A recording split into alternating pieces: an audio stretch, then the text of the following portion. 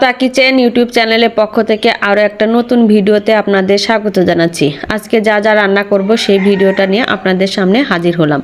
এখানে রয়েছে পেঁয়াজ, কাঁচা লঙ্কা কুচি, নতুন আলু দিয়ে গলা গিলা পাকনা যা আছে সুন্দর করে একটা তরকারি রান্না করব।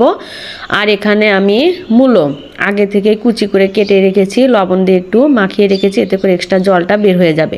ফুলকপির পকোড়া করব। এখানে আদা রসুন বাটা সব টিফিন বাটির মধ্যে আছে, বেটে রেখে দিয়েছি।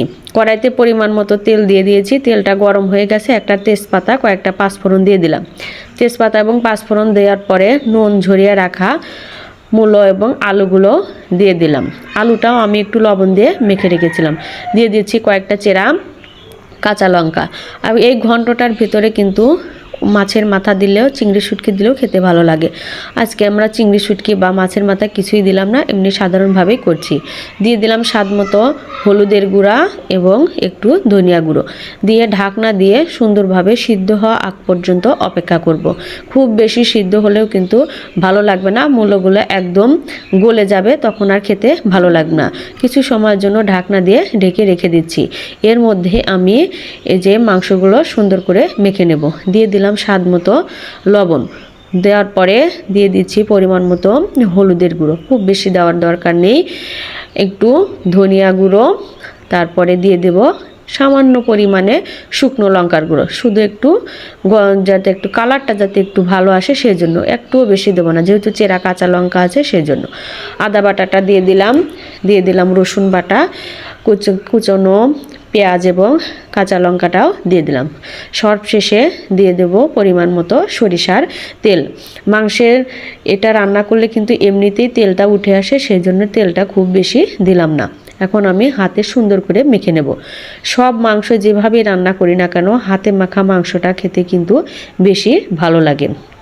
মেখে রেখে দেবো 5 থেকে 10 মিনিট, মানে আমার ঘন্টাটা হতে যে সময়টুকু দরকার সেই সময়ের জন্য আমি একটু সময় মেখে রেখে দিচ্ছি। খুব বেশিক্ষণ রাখারও দরকার নেই, ছোট ছোট সব মাংসের টুকরো আছে, এমনিতে লবণ হলুদ প্রবেশ করবে, খেতে বেশ ভালো লাগবে। আমার ভালোভাবে মাখানো হয়ে গেছে, রেস্টে রেখে দিচ্ছি 5-10 মিনিটের জন্য। এদিকে ঢাকনা খুলে দেখলাম আলুগুলো সুন্দরভাবে সিদ্ধ হয়ে গেছে, আবার মূলোটাও খুব সুন্দরভাবে সিদ্ধ হয়ে গেছে। এখন আমি এখানে আতপ চাউলের গুঁড়ো, গরম মশলা বাটা, একটু জিরে বাটা দিয়ে সুন্দরভাবে একটা ব্যাটার তৈরি করে নিয়েছি। ঘন্টের মধ্যে এই ব্যাটারটা দিলে হয় কি একটু আঠালো হয়, খেতে ভালো লাগে। দিয়ে দেওয়ার পরে এই যে এরকম আঠালো ভাবটা এসে গেছে, নামানোর আগ দিয়ে উপর দিয়ে একটু সরিষার তেল দিয়ে দেব। আপনারা চাইলে নাও দিতে পারেন, কোনো সমস্যা নেই। এই যে নামিয়ে নিয়েছি, ঘন্টার কালারটা কিন্তু দারুণ হয়েছে। এখন আমি ফুলকপির যে পকোড়া বানাবো, পকোড়ার জন্য ডাল দিয়ে একটা ব্যাটার তৈরি করে রেখে দিয়েছি। কড়াইতে আমি মাংসগুলো দিয়ে দিলাম। কড়াইতে আর পাঁচফোড়ন কিছুই দেব না, শুধু মাংসটাই সুন্দরভাবে কষিয়ে নেব। চটপটির মাংস যত কষানো ভালো হবে, খেতে কিন্তু ততই ভালো লাগবে। এই দেখুন খুব ভালোভাবে কিন্তু আমার কষানো হয়ে গেছে, তেলটাও ছেড়ে দিয়েছে, পরিমাণ মতো ঝোল দিয়ে দিলাম। বেশি ঝোল দেব না, একটু শুকনো শুকনো করেই তরকারিটা রান্না করব। ঝোলটা দিয়ে দিয়েছি, এখন আমি ঢাকনা দিয়ে বলক উঠে আসা পর্যন্ত অপেক্ষা করব। ঢাকনাটা খুলে দেখলাম সবগুলোই খুব ভালোভাবে সিদ্ধ হয়ে গেছে।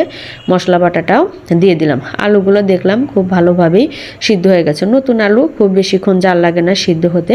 এখন আমি আর একটু সময় চুলার উপর রেখে চটপটিটাও নামিয়ে নেব। একটা আলু আমি দেখলাম, আপনাদের দেখিয়ে দিচ্ছি কেমনভাবে সিদ্ধ হয়েছে। ব্যাস, তরকারিটা আমার কিন্তু রান্না করা শেষ হয়ে গেছে। এদিকে ফুলকপির পকোড়া বানানোর জন্য আমি ফুলকপিগুলো কিন্তু একটু ভাপিয়ে নিয়েছি। ভাপিয়ে নেওয়ার পরে কি হয়, ফুলকপির যে একটা গন্ধ আছে সেই গন্ধটা আর থাকবে না। পকোড়া ভাজার জন্য আমি কড়াইতে সাদা তেল দিয়ে দিয়েছি। কয়েকটা কালো জিরা কিন্তু অবশ্যই ডালের ভিতরে দেবেন, তাহলে একটা কালো জিরার যে ফ্লেভার আছে খেতে খুব ভালো লাগবে। তেলটা আমার খুব ভালোভাবে গরম হয়ে গেছে, পকোড়াগুলো ভাজা শেষ। অতটা আপনাদের দেখলাম না, কেটে কেটে দেখাচ্ছি। লাল লাল করে ভেজে নামিয়ে নিয়েছি। এই ছিল আজকে আমাদের রান্নাবাড়ি ফুলকপির পকোড়া।